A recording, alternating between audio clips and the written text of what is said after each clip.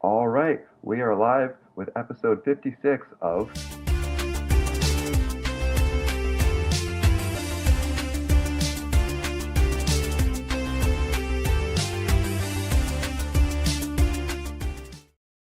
All right, that was it. That was our new intro there. Just some little invincible reference for the kids at home. I am your host, Poppin Sloth. This is my good friend and co-host, Dr. Plagus. It is episode 56 of Paper and Plastic. Uh, it's funny because usually I could hear myself through this microphone, but I can't hear myself, so it's kind of a little tripping me out. But yeah, my microphone's a little broken, so if I sound different, that's that's technology for you. How you doing today, my friend? I'm good. I am good. Yeah, we were coming in hot today. It was a bit of a bit of a busy day. It sounds like for both of us, but we're making the time to be here, and Yeah. looks like Sam Rock's here as well. Hey, buddy. Oh, And I think Eric should be showing up any minute now. I was just talking to him right before the show started. There he is. yeah. Well, I mean, gotta use these freaking bad, terrible headphones here. So I apologize about my quality, but hopefully it's manageable for hopefully just this episode. I'll get it back working here soon enough. Yeah. Uh, I feel like we got a bunch to talk about, but I also don't remember what exactly we want to jump into first. Is there anything you want to show off, Yeah, or as usual, I've got some haulage. yeah?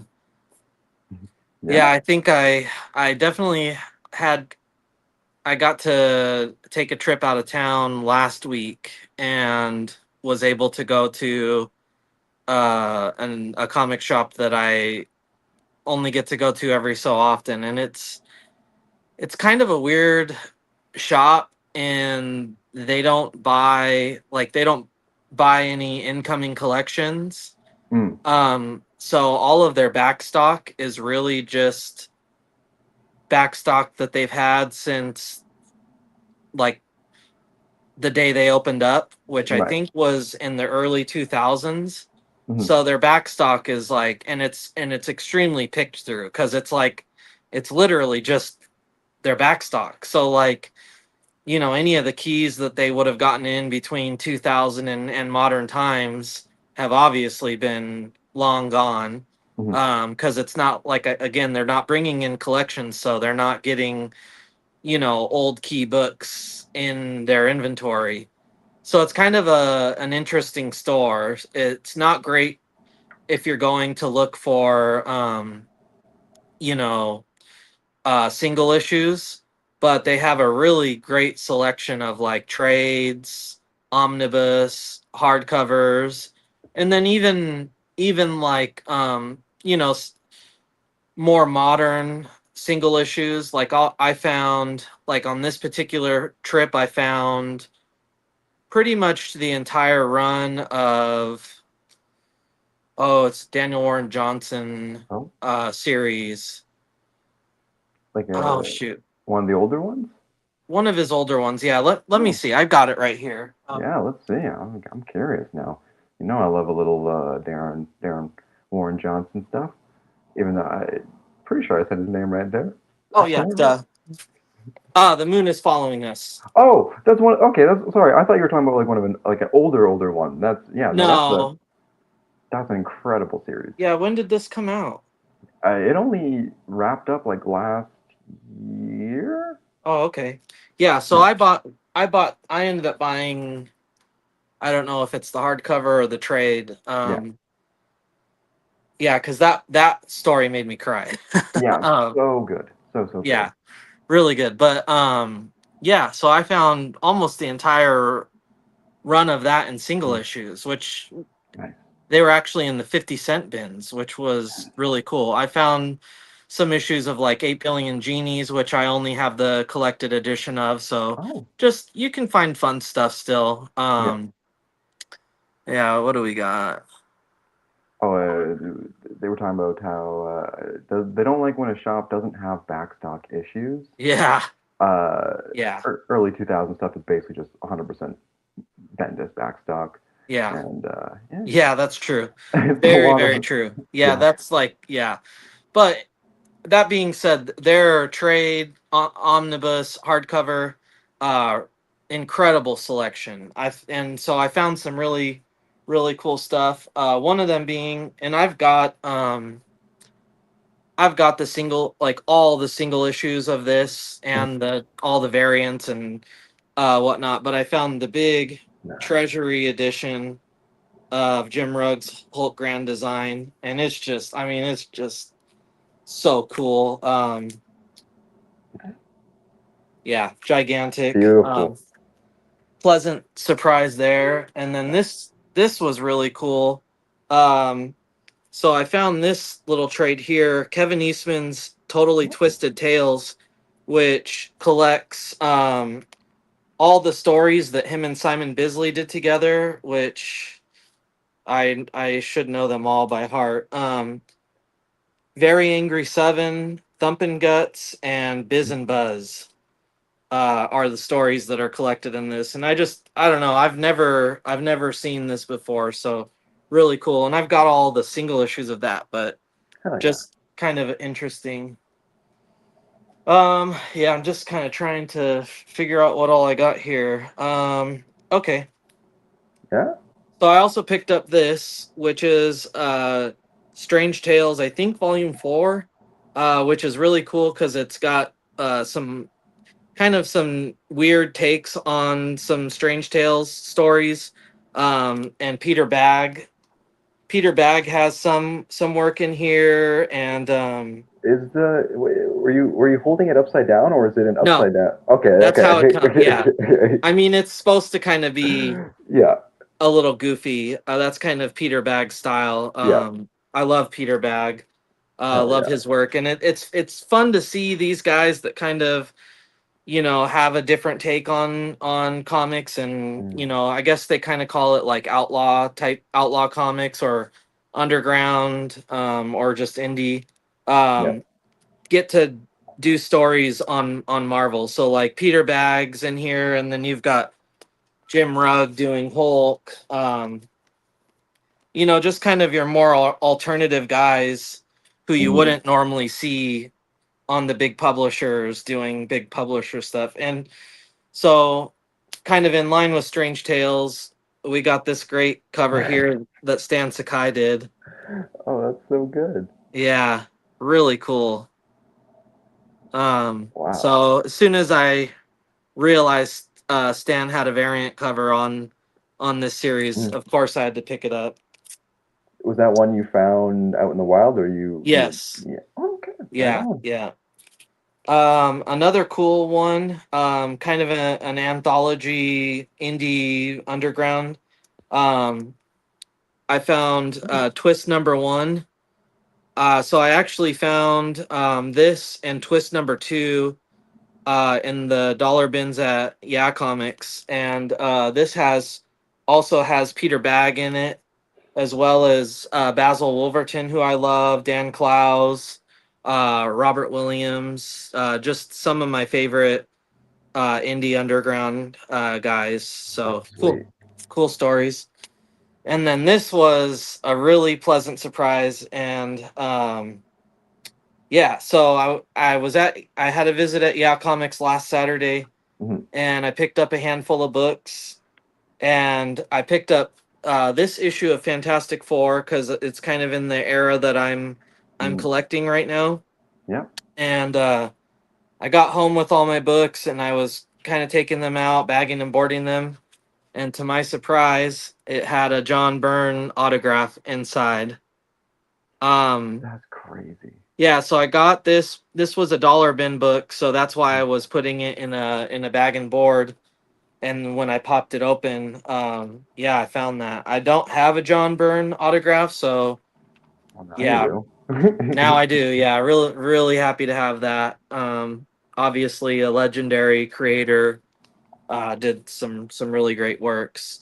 I even messaged Oren and showed him and was like, dude, if I need to give you a little more money for this, I'd be more than happy to. And he just kind of congratulated me and didn't allow for me to entertain that thought. He's really cool like that. If you find, even if you're in the store still and you find Mhm. like an autographed book in the dollar bins, he's just like, "Hey man, congratulations."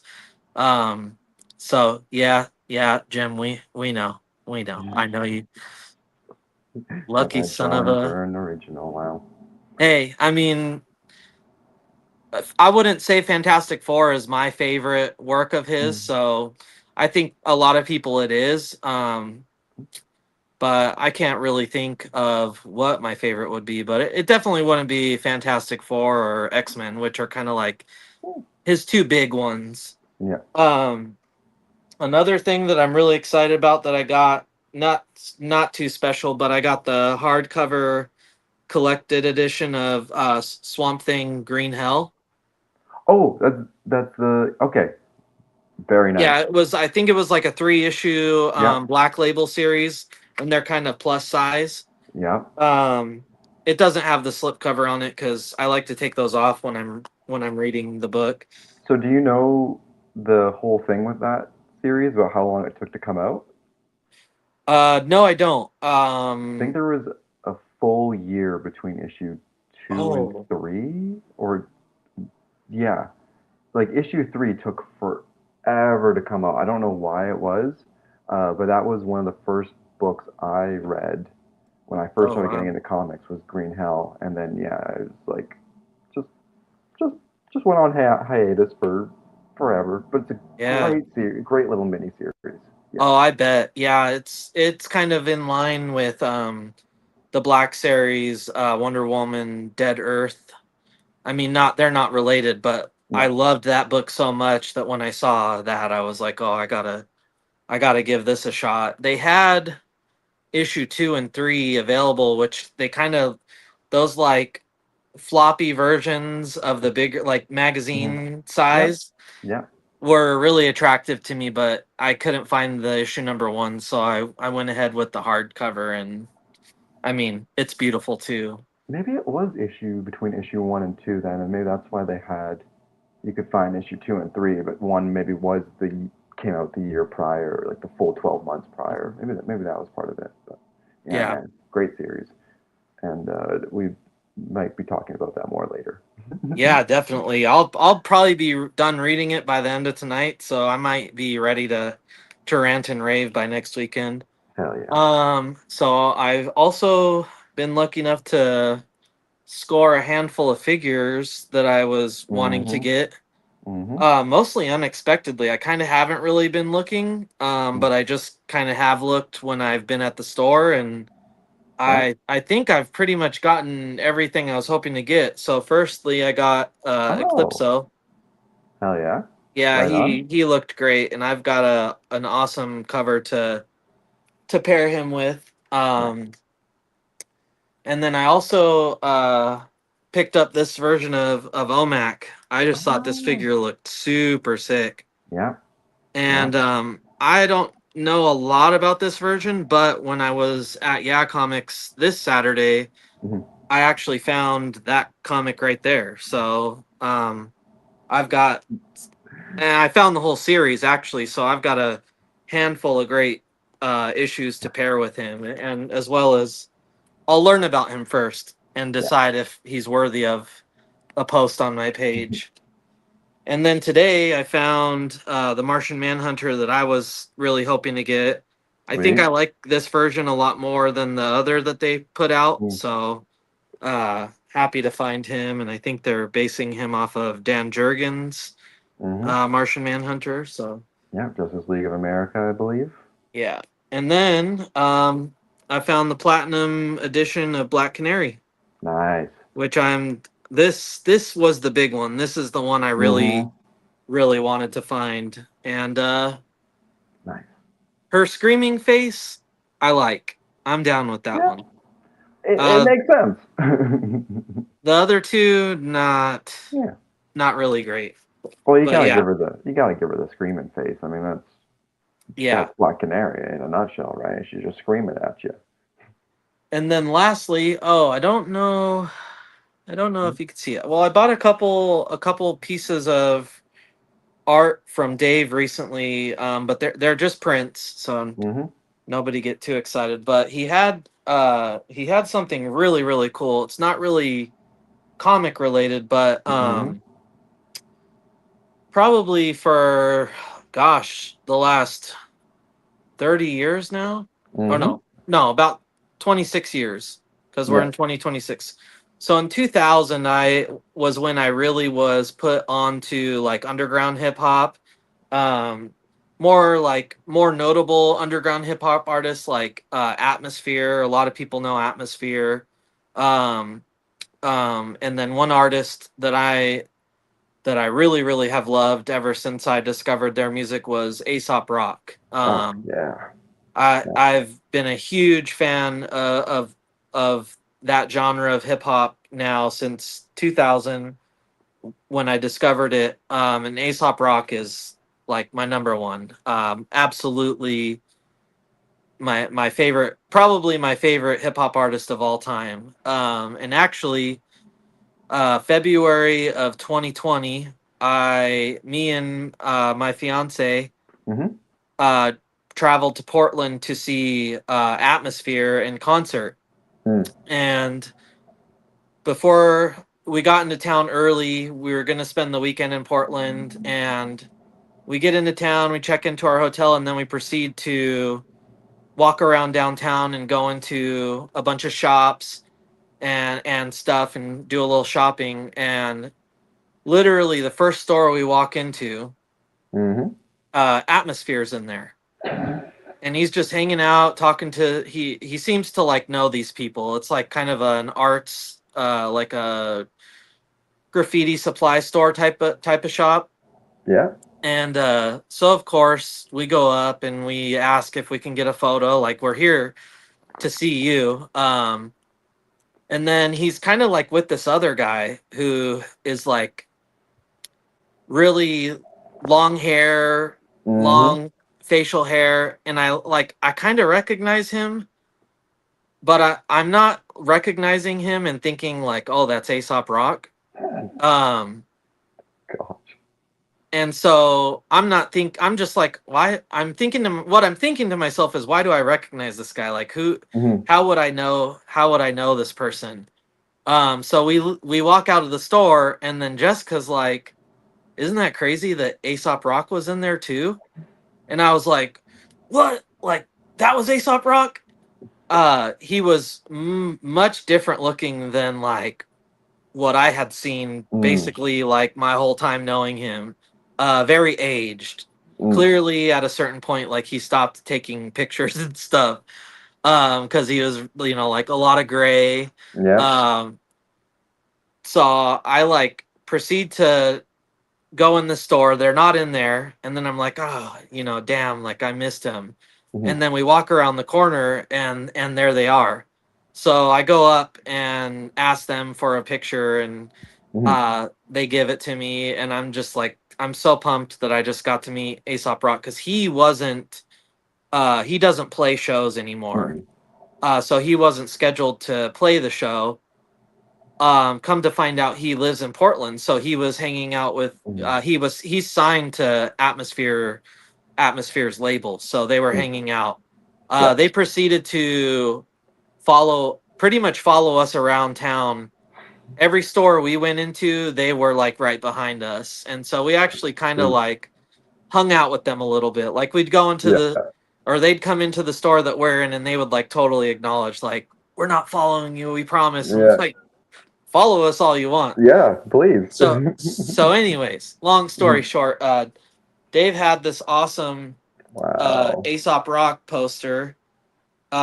He teamed up with Alex Party on this Mm-hmm. to promote his Skeleton Mm. album. And So dope. I don't know, it's going to be really hard to see, Yeah. but Oh yeah. it's signed by both of them, Huh. which is really cool to That's, have an that's Aesop beautiful. Rock. Yeah, yeah. So that was really cool. And then I also got let's see, a Jeff Darrow print up there. Oh yeah. Yeah. Up there in the frame. Yeah. Nice. That's also signed by Jeff Darrow. So yeah, Dave had some really cool artwork and posters and stuff. So yeah, that's awesome that Eric's a big fan of them as well too. Me and Eric seem to have very similar tastes. Um, yeah, that's awesome. You're saying it looks like some Ralph Steadman inspiration on that one there. Yeah, Hell yeah, dude, those are sweet. yeah, really cool. How long did I go? Oh, 20 minutes. That's not Yeah, bad. yeah. That's a little shorter one for you. Yeah. Yeah, I definitely really hope that I can at some point get down to the Bay Area and hang out with Eric, cuz the more we chat, the more I'm like, dude, we are destined to be good friends. So, yeah. Yeah. Very nice. That's a great little haul. I totally forgot to grab Oh, you got the. some stuff too. I did get a couple of things, but I got a picture of it here, which is. Ooh, we're going to remove that one and go to this one. There we go. Oh yeah. And so these are obviously two Gundams. The top one there, it's hard to like get how big that box is, but it's huge. It's going to take me a while to build, and it's going to look so good when it's done. And then the The one below, colors look really nice on those, yeah, especially that top one. yeah, the Sazabi is one of my. It was one of those designs that first time I saw, I was like, yeah, it's a little chonky, a little big boy for me. But then I saw it in it's in the movie Gundam, Mobile Suit Gundam Char's Counterattack, and the thing is just, it's so dope in that movie. Yeah. And then the one below it's from a series that I'm watching right now called Iron Blooded Orphans, and that is the Gundam Vidar, which I feel is a little bit Darth Vader inspired. Maybe not so in the colors, but in its presence. Man, it's. I'll show them off when I finish building them in like a few weeks because it's gonna take me a while for sure. But yeah, Yeah. no, those are yeah, really excited, and they were both ones that've been out of stock and they're kind of hard to find for a decent price. So got them both for a bit of a steal. So yeah, very happy Wow. with those. And that's Uh, still kind of like that wholesale supplier that you were going to, yeah, and exactly. they deliver. Or Yeah, exactly. Like wow. it was funny because so yesterday I was going to go see the new Gundam movie that had come out, and I'm leaving work early to go see it. And friggin', as I'm like getting ready to go, I get a text from them being like, "Oh, by the way, we just dropped it off at your door." And I was like, "Guys, like, give me some Wow. heads up next time." That's But yeah, crazy. so I ran home really quick, shoved it inside, and then yeah, ran over to the movie theater. But yeah, it was really they're just yeah great company. They're called Gundam Extra for anyone who's ever inclined to check them out. They're obviously based here in the town of Victoria, but they're also out in Ontario. Definitely recommend their service because they're awesome, awesome, great prices. And Uh, then just responding to Jim, yeah, I don't know if I'm gonna do SummerCon. They're not really impressing me with their lineup this year. They've got a really great non comic book hmm creators lineup, but really the only reason I would go is good creators, and I typically see Simon at Rose City every year, and if I do end up going to SummerCon, I will absolutely see Simon because he is such a character. Like, yeah, any time he's at a con, I see him, and if I do, I've already made the decision that I'm gonna get that paperback that I got signed by him just because it's a cool little piece. But yeah, just a great character to see every time. But it's fun. I don't know that I'm going. I It's don't. funny because the lineup is perfect for me. Like it's Yeah, just so many voice actors from anime that I love. tons. I'm Yeah. like, oh man, I need to get down there. Yeah, they're Um, definitely going in that direction, and mhm, like I get it. They're doing what's going to bring the crowd in, and I'm not as offended by it because they're not calling themselves a Comic-Con. They've always called no, themselves SummerCon. I'm a little bummed because uh previous years they were really comic book focused and they brought a ton of great create bet there's been years where their lineup was better than Emerald City. Yeah. So I'm a little bit bummed about that. They are bringing Steve Englehart back this year, which I would love to see him. But I just need them to kind of sweeten the pot a little bit more for me to go. But yeah, some of those older guys like Steve Englehart, I just feel like when you have the opportunity to see them, you got to take it because how many more years are they going to be traveling? They brought Marv Wolfman, who's on my list tonight, 1 year, and shortly after he announced that he would no longer be traveling for cons, that he would only be doing stuff in Southern California, basically. So, I mean, that was kind of when I realized you really got to take these opportunities because you may never see them again. So, Yeah. No, yeah. yeah, gotta seize that opportunity. Um, Before we move too far on, I just want to be like really quick. This movie's awesome. This is the Gundam Hathaway movie that came out.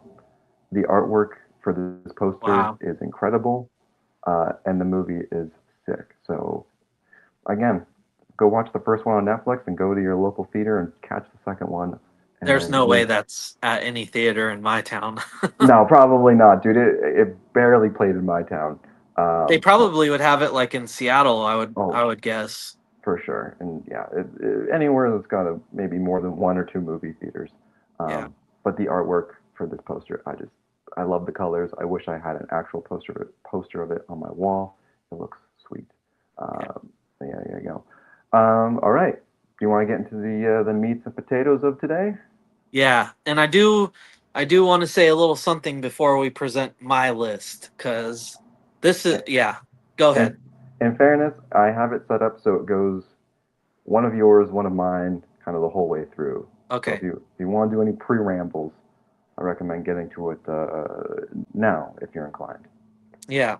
So I'll just say my list, this is not like definitive. I am not saying that any of these guys are my number one favorites. There's Yeah. obviously, you know, like Ron Lim and Mm-hmm. everybody might find this surprising, but Ron Lim and Stan Sakai don't make my list. But that's not a sign of my lack of love for them. I'm I think we tried to beyond go. obsessed with those guys, but I kind of wanted to make Yeah. my list not so predictable. Yes. So And that was disclaimer. when I pitched the idea to you. I specifically said Peach Momoko and Stan Sakai excluded. Like where we those are just the obvious ones. In my Yeah, head, I knew like, and I was like, okay, well, obviously we're not going to do Ron Lim, we're not going to do Todd McFarlane because those are just like givens. obvious. Yeah, Yeah, like we're not here to give you the obvious. I feel like my list is probably a little more obvious. yeah, Um, but yeah, we tried to I don't know throw in some oddballs maybe folks yeah. maybe Mine's a little obvious and a little also maybe even a little cliche, but I got a couple in there that may surprise. it's funny. One of yours actually almost made my list as well. So Oh, he strong runner up on my list. So okay, I'm glad that you got him on your list. So okay. so, so yeah, this is a very subjective opinion. These are not our definitive top favorites. They're in the realm of our Yeah. top favorites. So no further ado, we'll start with number one here. Not number one, but the first on the list. And we're going to start with the writers. Okay. And you can talk a little bit about this writer if you like. Yeah. So my first writer. So I went my three on each writer Hmm. and artist. I went with a silver age, a bronze age, and a modern. Yeah. So for silver age, I chose Roy Thomas. Mostly because a lot of silver age for me is kind of hard to read. I mean, it's obviously from a much different time, long before I was ever existed, and so it's a different type of read. Sometimes, you know, sometimes I like the stories, but struggle to get through them because of the Mm, way, the way they're written, and maybe even some of the vocabulary that's used. But one when I really thought about Silver Age, because that was kind of my thought process, was, who from the Silver Age do I even like? Because mhm. some of that stuff, even though it's like characters that I love, and I'm gonna read through it so I know these older stories. Um, and They, so I came down to Roy Thomas. He wrote a lot of. He didn't write every issue of this Doctor Strange run. Kind of mm, like the first volume of Doctor Strange is what it would be considered, I guess. mhm. He didn't write the full run, but he wrote most of the issues. And this is a series that I really like. It's just kind of a reintroduction to him because he did come out before this. This Mm. is when Strange Tales. They kind of wrapped up, It or turned it into changed. Doctor Strange, but Yeah, then at a certain point, it turned back into Strange Tales. But they dove yeah, into other characters, yeah, like Voodoo, yeah. and then they went into like Warlock. Mm. But anyways, I series that I collect and really enjoy, and kind of like my main fandom for Doctor Yeah. Strange kind of started with this series. Hell yeah. Yeah, I haven't had a chance to really dive into any of this particular run, but it's gonna be on my list, I think, because Yeah, I'm sure there's like a collected edition out there. I don't know if they put those books on the apps these days, but yeah. should check it out. Roy Thomas is a great writer, and it was also hard to not put Mm. him in the Bronze Age because uh did he write? No, maybe he didn't. Maybe he didn't. Uh, he did not write. Did he write the Death of Gwen Stacy? I'm not sure. I might be Oh, wrong there. let's see if anyone can fact check us on the fly here, but I'm not too sure. No, I think. Oh gosh, his name's slipping my mind. Anyways, somebody's gonna grill Oh, me for that. yeah. But anyways. Sequential Treasures was also saying Roy's going to be at SummerCon this year. Oh, okay. Yeah. Oh, it was. Oh Yeah. yeah, it was Duh. Gary Conway. Yeah, of Yeah. course. And yeah, We just covered we that. just talked about him. Yeah. So Uh, never mind. Nine Pat was also saying Roy is awesome. He had a couple stories in Savage Sword of Conan a month or two back. Oh wow. Okay, good to Oh know. wow. Okay. You're gonna have to go looking for those, aren't you?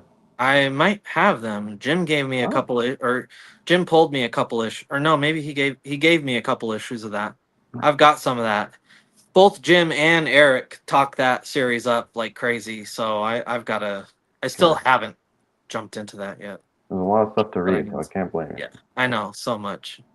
All right, I'm going to move to the next one here, which I believe is one of mine, and of course it's Jeff Lemire. Ooh. Uh, and of course he wrote Swamp Thing Green Hell, which Oh yeah. we were literally just talking about. Um, but he so this his volume of Moon Knight was the first comic I ever read. Like I know I'm a young lad, so it took me a long time to get into the comics. But still remember so vividly. It was before I had ever even held a comic book in my hand. I was reading it digitally for the first time, and I was just like blown away by the medium. Uh, like the whole storytelling, the Moon Knight character, I just fell in love with. Everything about it was just perfect. Um, and yeah, his writing is just incredible. And even some of his more modern stuff, I still like. He's on Absolute Flash, which I feel like a lot of people kind of sleep on a little bit here and there. But Yeah. uh, he when he gets into a story and he has time to kind of flesh out the characters and the world that he's in, and it's just so good. His indie stuff from the Black Orchid Mythos, I believe it was called. He had a couple series within this kind of realm, which unfortunately is now on hiatus. Mm. But Tenement was one of my favorite ones from that. So interesting, so Lovecraftian, and I feel like when he gets to dive into that kind of spooky cosmic horror stuff, which I'm really hoping Absolute Flash eventually gets into that kind of more cosmic horror, it's gonna like it's just like the cherry on top, man. He's Yeah. such an interesting writer. I even love his artwork that he does from time to time. He gives out some great covers, um, super unique, kind of refreshing. I don't know. Oh, I guess I should also preface. I know you have choices from throughout the ages. Mine are all going to be modern because I'll Yeah. be honest. That's the world I live in. This is the stuff I love. Um, oh, so much good Lemire stuff. Have you read May's book? I don't think I have read May's book. I'll have to look that one up. Yeah. I might have an issue of it though, because I usually if I see Lemire, I buy Lemire. So yeah, no, the reason I got into comics, uh, actually going out and finding these books was because of Jeff. Um, Wow. Only Tenement I know is an old B movie from the mid '80s. Wasn't very good. Well, you can delete that from your mind and go find Jeff Lemire's version of it because it'll be sweet.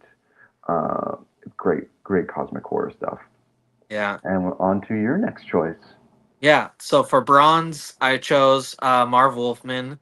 Um, this era of Teen Titans with him and um oh man, It's all right.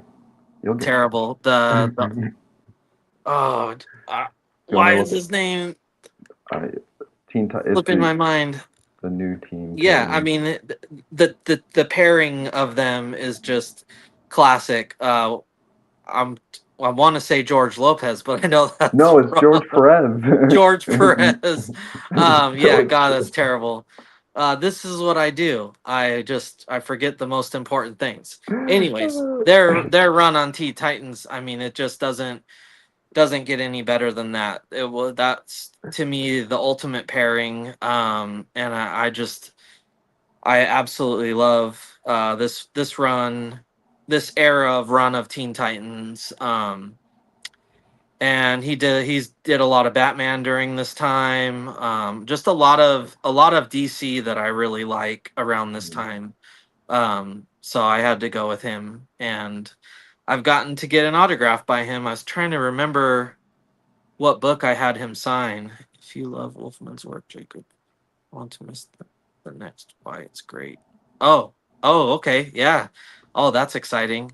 I love Wolfman's work. So that will be a great episode. Um, Did he create uh Deathstroke? yeah, and Yeah. I believe he created Nightwing. I'm pretty Oh, sure, yeah. and kind of the Teen Titans as we know them. I Mm, think you know yeah. with Raven and Starfire and all those characters. Mm, He introduced those, and yeah. of course, yeah, Deathstroke, Starfire, and Raven. Man, yep, yeah. that was a So classic I series. mean, Yeah. yeah, and then just him and George Perez on George Perez. It was hard to not put him on my list as well Mm. because I mean he was just the best. Oh hey Mark. Yo yo yo. Um, but again, I kind of just didn't want to go with the very cliches. Sure. And I yeah yeah just kind of hard to go against this. Oh, fair. I mean, he's a legend. Yes. He's a Oh, legend. very. Yeah. Yeah, I'm so happy that I got to meet him Mm. right before announced kind of no longer traveling. Yeah. I can't remember what book I got signed by him though. Was it Um, one of the X Men, Uncanny X no, Men? definitely not. I thought it was the Um, Polaris one, but maybe I'm thinking of somebody else. it might have been my first appearance of Tim Drake. Oh, okay. Yep. I'm not sure, That's fair. but it's a good book. It's one of his key issues for Mm. sure. So All right. I'll move yeah. on to the next one here. And for me, that is another obvious one for those who don't know, Jed McKay. Oh yeah, that's a good one. um, Canadian, first and foremost. And another series that really got me into comics was the Taskmaster series that came out, I don't even remember how long ago that was. Maybe 5 years ago. Oh, it was Neil Adams who did that Polaris issue. Thank you. Polaris, Yeah, yeah. Well, you'll know. You'll once. Yeah, don't the worry green about it. one. Yeah, yeah, yeah. That was Steranko. Oh, there we go. Uh, Now we're all wrong. that one right there.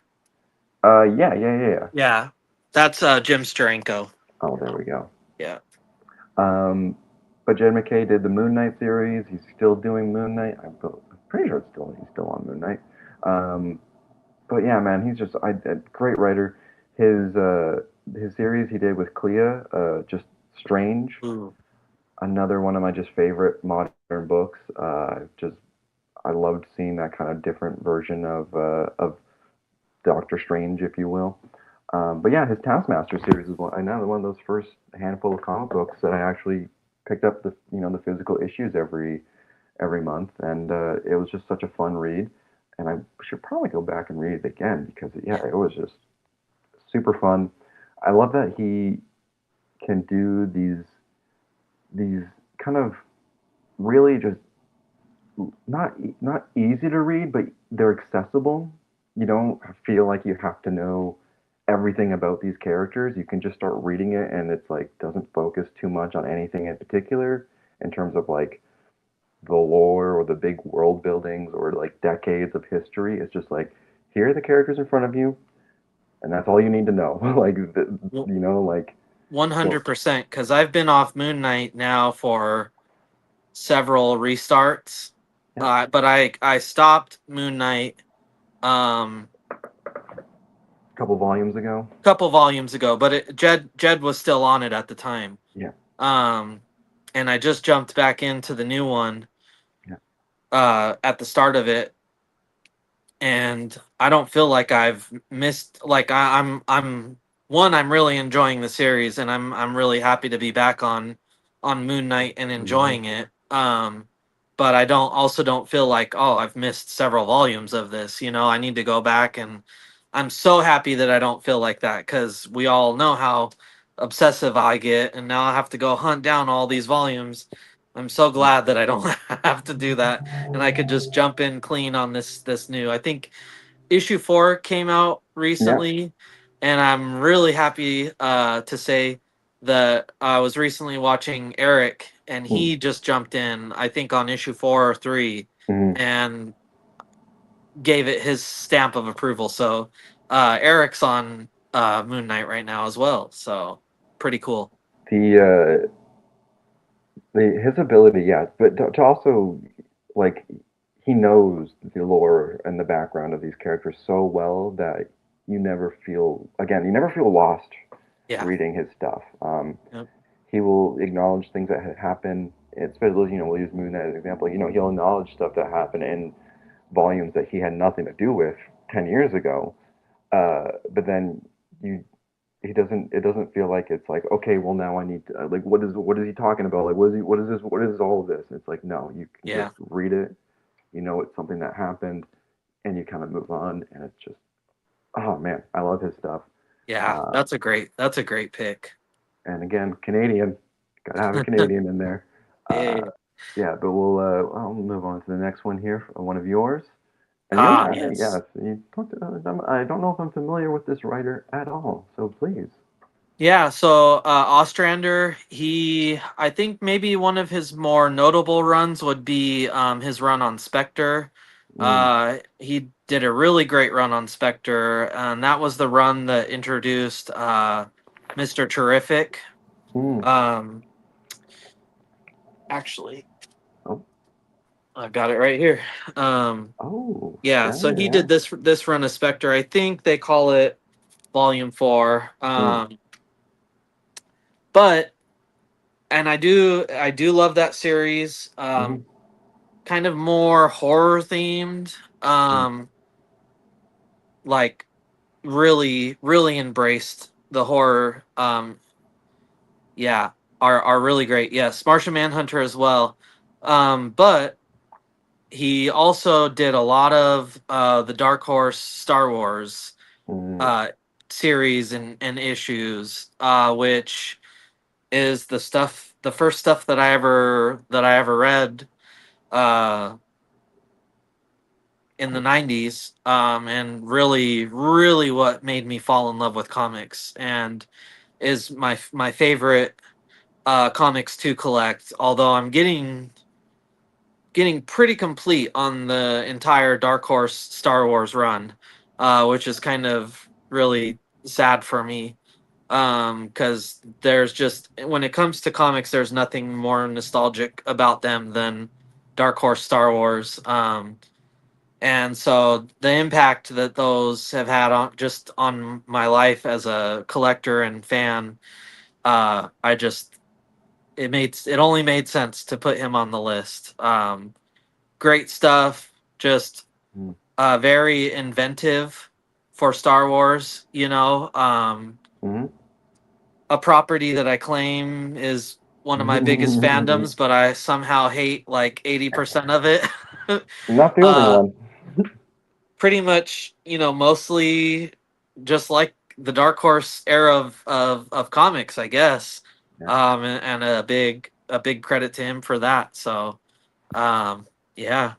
I was just looking through my CLZ because I was like, oh, I actually have a bunch of his issues from Martian Manhunter, Oh wow. and I have the he wrote Bishop #1 from Volume 1, and he did a Hawk World Volume 2 Issue 1, and Oh a wow. couple issues of Spectre, and he also did one of the first X-Men series I ever read, which was X-Men versus the Brood, Oh uh, wow. from Yeah, I think 1996. he's kind of a very underrated, maybe Mm, underappreciated writer. yeah. Um, Well, it's funny. it, Yeah, I've read his stuff and I didn't even know it was him, so that's good to yeah, know. I mean, I want to say that I was aware that he wrote this stuff, but like, kind of what I did when I was really trying to figure out my list was kind of go through my CLZ and look at the books that I really love and enjoy, and of course I went right to Dark Horse Star Wars, and then I start Mm, looking at the authors on like some of my favorite stuff, and like this photo in particular is a little 4-issue run mm, of Quinlan Voss and Isla Sakura. And they're kind of like, Isla is his Padawan, and mm, he's kind of like showing her the way of the Jedi, and just a really great 4-issue series. One of my favorite reads, and I don't know that I was fully aware that he was the writer of that, mm. but obviously I saw all the other stuff that he did and was just kind of like, is pretty clear as day who my choice needed to be at that point. So, yeah. Yeah, no, makes sense. I'm going to move on because I realize we're already at 47 minutes here, so we'll Oh just wow. burn through these. Oh man, Ooh. Ram Ooh. V. Yeah. By God, he is just incredible.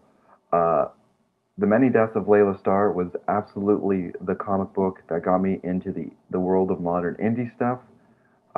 Just fell in love. The character, the artwork, the storytelling was just amazing. We've spent a lot of time on the earlier days on this podcast talking about the New God series Yeah, we did. and how amazing that was. And then recently, I don't know why it took me so long, but I finally read Resurrection Man Quantum Karma, and it blew me away. It Wow. literally blew me away how incredible that series was. And if I'm not mistaken, I might have to go back in the files here, but I'm pretty sure Dave has an original page from Ooh. Resurrection Man. Of I course he think does. Of course he because does. I think when it came out, he we talked about it on. He came onto our podcast and literally showed it off. I'm pretty sure. I have to double. I thought it was. I'm pretty sure it's Resurrection Man. Okay. Um, but man, the first and foremost, the artwork for all of these series is absolutely incredible. So they know exactly what they're doing. I'm pretty sure Resurrection Man and Layla Starr, I think, are the same artist. I need you to keep me reminded that I need to pick up Layla Starr, because So I've good. I've been wanting to read that for a while, and then of course when I'm in the comic shops, it doesn't come across my mind. Hmm. So I need a healthy reminder every once in a while so that I can finally pick that up and read it, because I really want to. I feel like Layla Starr and Resurrection Man definitely go hand in hand. Like they're very similar, kind of talking about life and death, but such different takes. Obviously, Resurrection Man's in the DC universe. Layla Starr's in her own thing, but man, they're just so good.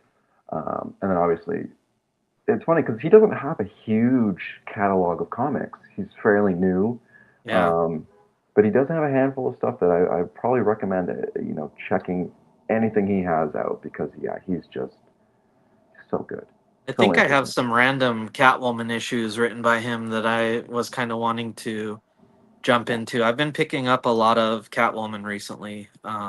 He did a Swamp Thing.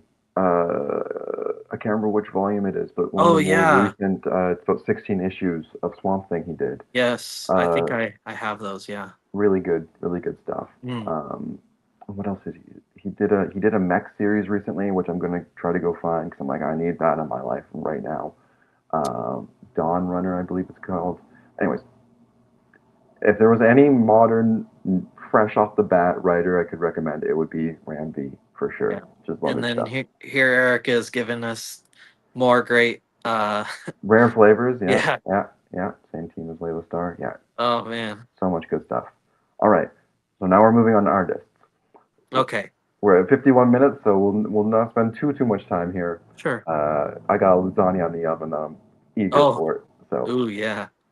all right, we'll go with your number one pick here. If you want to Okay. talk a Yeah. little So bit I about this. I I was kind of struggling to find some good, like really good interior artworks to show off for this, or at least that I liked. But I came across this Rogues Gallery illustration. So this is my Silver Age pick, of course. Mhm. If you can't tell by the art style, but I absolutely love Flash's Rogues Gallery, and the artist I chose is Carmine Infantino, and probably some of my favorite works of his from the Silver Age would be his works on the Flash. And he obviously did a lot of work for DC around this time. I can't even name it all. Batman, Mhm. but my favorite stuff of his would be Flash. Again, like Silver Age Flash, a little hard to read, a little corny, but the art from that time is like the biggest appeal to me Mm. when I'm going through Silver Age stuff, and like again, just some of my favorite Silver Age art to see and flip through would be Carmine's, and I just when I saw this little Rogues Gallery, I thought it was a pretty great illustration by him. And I love it too because it just embraces everything about comic books, right? Like the kind of the original, like you can almost see this in a newspaper, like it's Yeah, just it's fantastic. And Irv Novick. Gerd Novick, I don't even know I don't know if I've ever heard the name. We have to look him Yeah, up. Um, anything and of else you want? course, Kirby is an Mm, obvious. Neil Adams had a lot of work in the Silver Age. That's another obvious choice. The Silver Age was a great time for artwork. Just so many to choose from. But again, when it came down to it, right now I'm pretty heavy into collecting Silver Age Flash, and I've been trying to pick up a lot of his Rogues Gallery first appearances, and Infantino did a lot of that work, so that's why I went with that choice. anything else you want to mention before I move on? Nope, you're good. All right, No. we're blasting through these ones here, folks. Uh, I think this is a bit of Ooh. an obvious one for me, but it's James Stokoe. Um, Oh, yeah, James Stokey. Yeah. Stokey, yeah. Ooh. Again, another. I think Orphan and the Five Beasts, when it first came out, was another one of those books that I saw on the shelf, and I was like, I don't know what Oh, this is, but the artwork is phenomenal. Um, he does all the interiors for it, and it's just absolutely just so detailed, has so much energy, like that kinetic force. If you're not familiar with this guy, that's all right. He's not the most popular person out yeah. there, but he sneaks his way into a lot of things. He's done a lot of Godzilla stuff. He's done a lot of DC stuff. I think a little bit of Marvels. He's done a cover for the Transformers series. Mm. Um, just super detailed with these kind of strange. I don't know. The line work is just so unique in my eyes. At first, And it kind of reminded me of Finch, oh yeah, yeah, David Finch, just yeah, a really little bit. detailed, but Yeah, but I think definitely not looking closer. no, no, definitely not. I think James does a little bit more maybe manga-esque inspired work, but I would recommend Orphan and the Five Beasts every single Yeah, day of the that looks week. good too. Yeah, every single day of the week, man. Yes, yes, it does. It kind of has that Kyle Hotz style to it, for sure. But I take James Stokoe over every single day of the week for Mhm. sure. Again, check out Orphan and the Five Beasts because you will be like, whoa, this stuff is bloody. It is awesome. It's detailed, but not too. Not it's too detailed in the best way possible. And it takes a long. I can it clearly takes a long time for him to do a lot of this work because there was 4 issues of Orphan the Five Beasts, and it took like 3 years for the next 4 issues to come out. Oh, I hate. Uh, I hate it when it does that happens, but when the man's cooking, you gotta let the man cook. Yeah. Um, his covers on DC versus Vampires, he did the 1 in 25. I have a handful of those because I was like, I need these. So he's got one here with Constantine and Vampire Nightwing.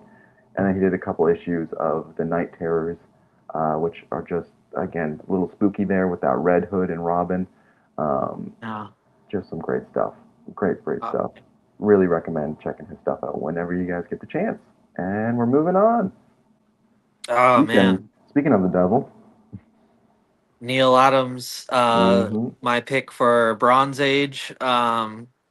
I I am a huge fan of Neil Adams, and I probably could have put him into all three categories to be honest. But I think that late '70s, early '80s run of Green Lantern that he was on, I mean, that's like some of my favorite illustrated works right there. Just so good. Incredible works on Batman. And the list is endless for him, but really it boils down to, that run of Bronze Age Green Lantern that he did. I Mm, mean, it's just probably at the very top of my favorite comic works.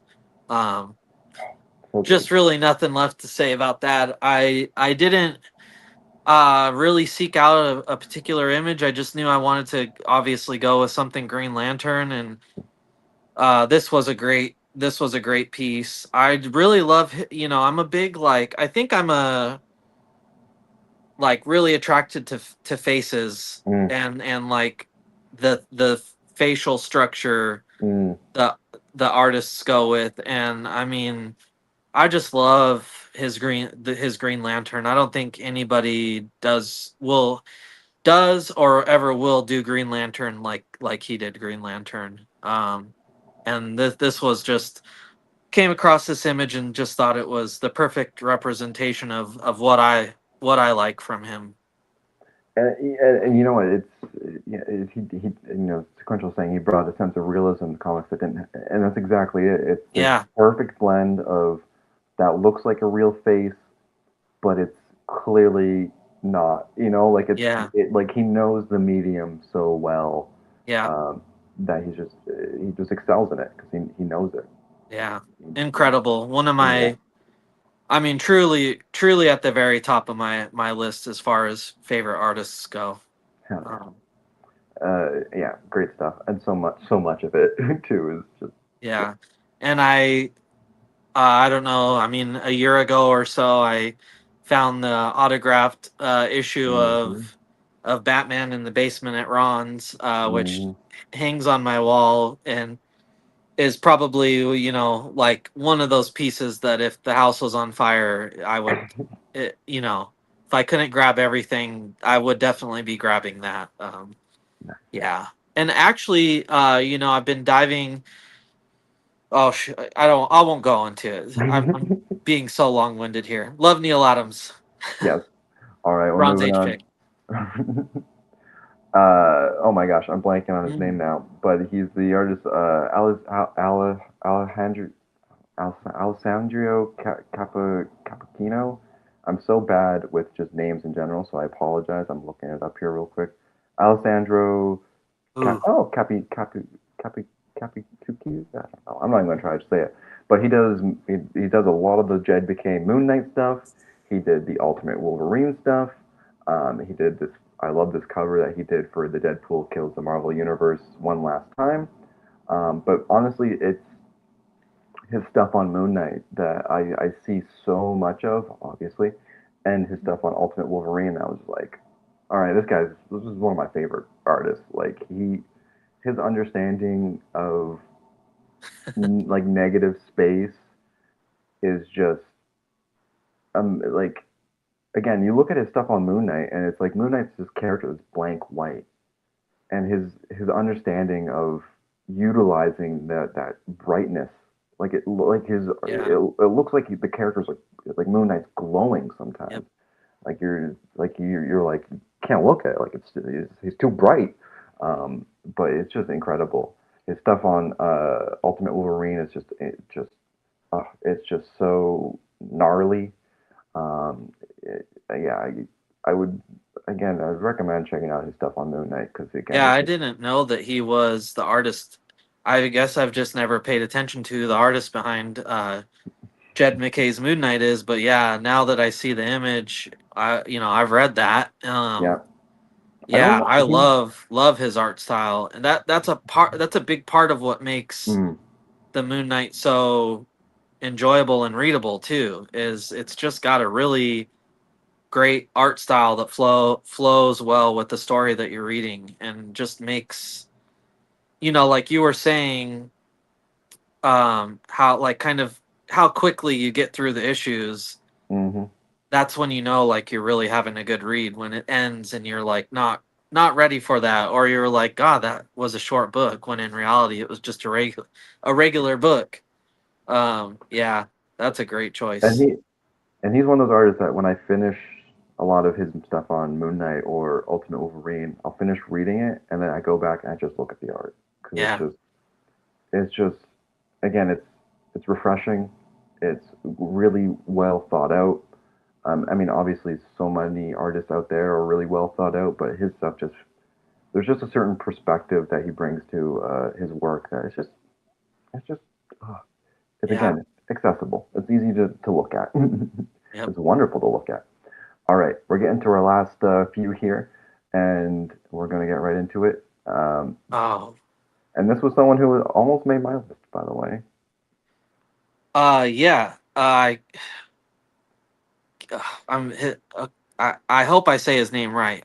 Gilliam March, I think is it. Mm, yep, I think I'm not sure how you pronounce his first name, but mm, I think it's Gilliam. But yeah. anyways, here's something potential here. hmm So when I was kind of going through his works to kind of find a piece hmm um, that I wanted to show off, I actually came across this, which is a page from Gotham City Sirens, which is a series that I mm love, and kind of the first series that really put me onto his works. mm The first, or not, I had seen his art before, but this series really like made me kind of look at the name and be like, who is drawing this? Yeah. And that's kind of the first time that I really acknowledged him and decided, oh, I'm a fan of this guy, and I'm gonna go back and check out the stuff that I've previously read, and definitely gonna seek out his works in the future. So anyways, and Gotham City Sirens is a series I love. Visually, just such a great flip through all the issues that he did. This page here is actually for sale for a price hmm that is pretty reasonable for my budget. So I'm hoping that I could actually own this here pretty soon. It's got, I think it's got all the characters in it, and even, yeah, it does. And I think even the Riddler's in there somewhere. I And this is from an issue that I mm, really that I do really enjoy. I think it's issue 5, like page 11 or something like that.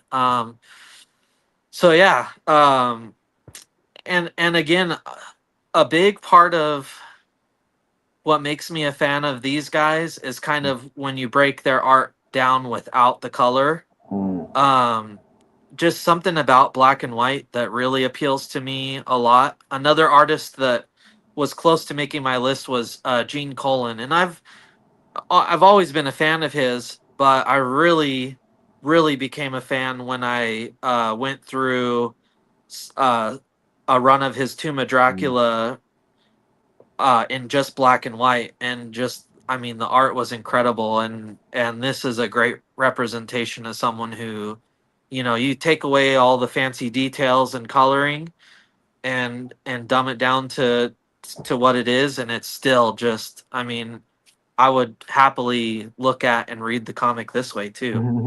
Um, so yeah, hopefully I'll be showing this off on the show someday soon. Yeah, that'd be awesome. I know he actually almost made my artist as well because he's done some great Harley Quinn covers. Yeah, oh yeah, Notably, the two he recently put out was the Todd McFarlane homage and the Absolute Batman homage for Harley Quinn. Looks awesome. He's done some great covers for Absolute Batman. He's done an Absolute Wonder Woman cover. yeah, And I have his connecting covers for Gotham City Sirens Volume 2. He has the 4 issues connecting covers of all the leading ladies, and it's just beautiful, gorgeous. yeah. And I recently was reading Batman and Robin Reborn, which Mm, is the series where that had Frank Quietly on the first handful of issues. And mm, when I saw that he dropped off of the series fairly quickly, I was kind of bummed because I really love Frank Quietly was another one that easily could have been on here. I was very happy when it was mm. Gilliam who took over for some issues after that, and so you know it's kind of like, well, how's the art style going to change the series for you? Well, they moved on to another great artist, so it wasn't that bad. Yeah, I love Frank Quietly. Yeah, Yeah. but here were those 2 March covers I was referring Oh, to with the Absolute Batman homage and the Todd yeah. McFarlane homage. So good. They look incredible in person. Would definitely recommend finding them if you ever get the chance. Yeah.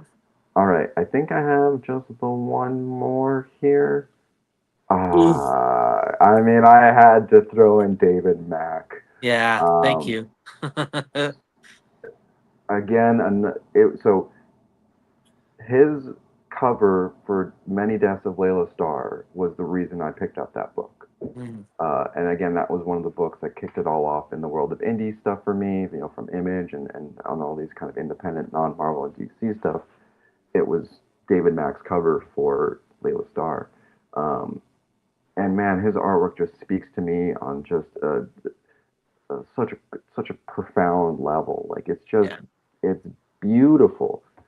It's artwork, my dude. Like we can talk about comic artists, but we're talking about an artiste right now. Like just Yeah. such an understanding of color, his facial. Like I love the way he does faces. I love the way he poses the characters. I had to pick 3 female characters because I just thought like they're just all immaculate. The Well, cat, yeah, sorry, I don't mean to interrupt, but so like the middle yeah, one there, that is well, and Kabuki's another one, his yeah. character Kabuki. But there is definitely a face that Oh yeah, a lot of his faces are modeled after. yeah. And I don't I've only seen this one time, so I don't know if this is a thing that he does Mm, often, mm, but one year at Emerald City, he mm, had the girl with him. yeah.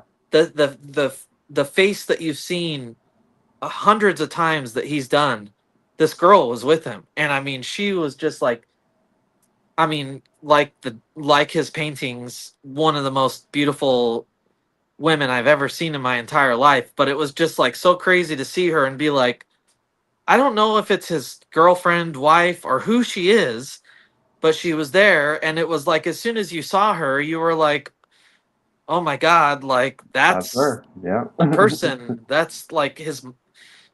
it was a crazy. reference model or whoever Yeah, it is. Yeah, yeah. yeah. And I'll just second Jim, like incredible covers, definitely some of the best, and just as an artist in general, like, amazing. But his interiors and his Mm, actual comic work, not to be slept on. Kabuki, man, some of the best, and a lot of it is black and white, hmm which again I love, and just some of the best stuff. Truly, truly.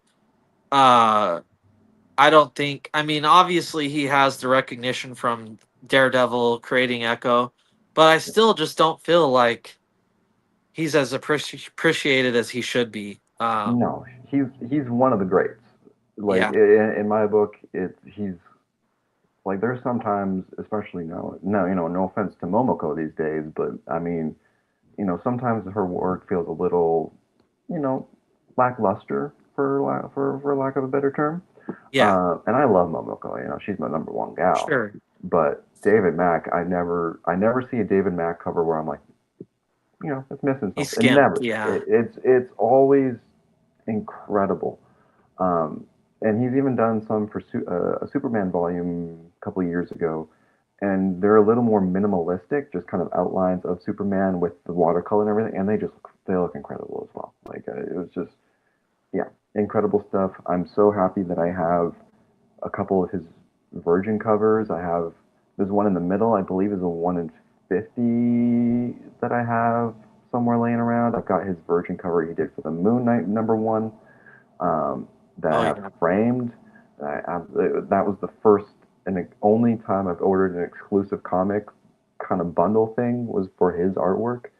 Um, and of course, he did 4 covers for the different Spawn titles, which are all incredible. I love the one he did for Scorched, and then he did this one here, the Catwoman one for Batman and the Deadly Joker, or no, Batman and the Joker Deadly Duo, yeah, which again, like anytime I see his covers, it's just like, see Mac, bye Mac, like yeah, you're coming home with me, like, so yeah, it's just incredible, incredible, incredible stuff. And I yeah. believe that's our last slide, and that's what we've got for our top artists and writers.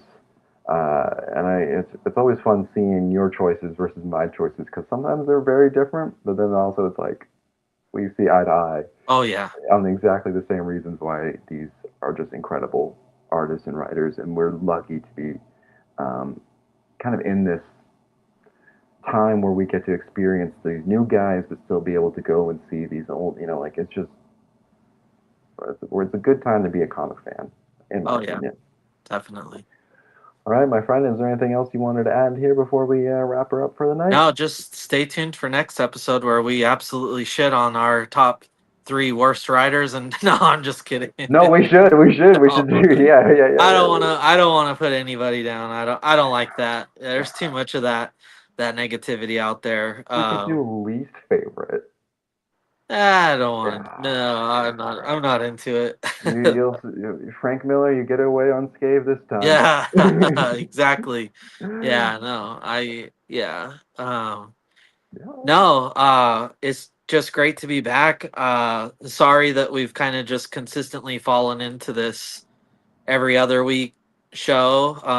It's just busy times for us, but we're not going anywhere. We're just, we'll get back Well, to it at some point, but this is just the way it's working for us right now. And I still really enjoy getting on here. Really enjoyed this episode, and man, I can't believe that I forgot. I didn't forget, but I couldn't spit out George Perez's name. That's just we're gonna clip terrible. that. Put a little clip of George Lopez in there afterwards. Yeah, God. All right, buddy. Well, I appreciate everybody tuning in. Sounds like I love our little community here. I love when you guys support each other and check each other's stuff out.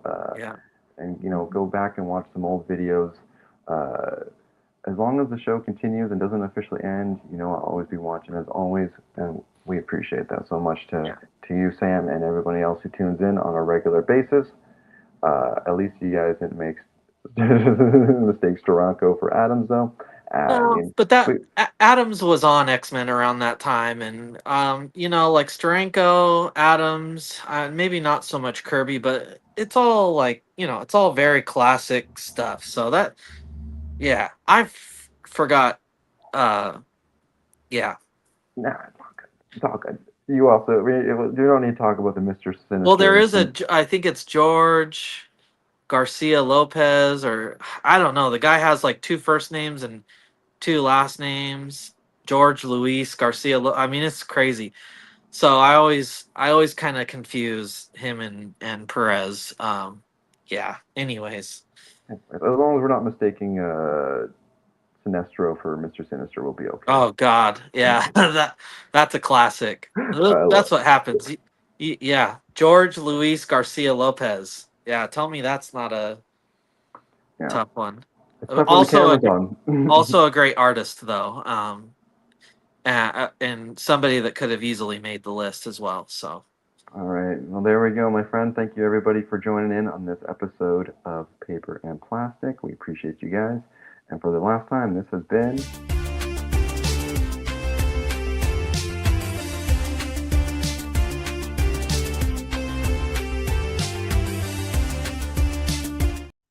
Sorry, I just want to do that intro one more time. I really liked it. I put a That's lot of. sick, man. Yeah, Good work. yeah. Be Thanks. bored at work more often. Yeah, maybe we'll get a different homage intro next week. All Yeah. right, guys. Take care. See you guys Thanks, next guys. time. See Bye. ya. He's gone already. Is it still going? Oh, it is. Oops.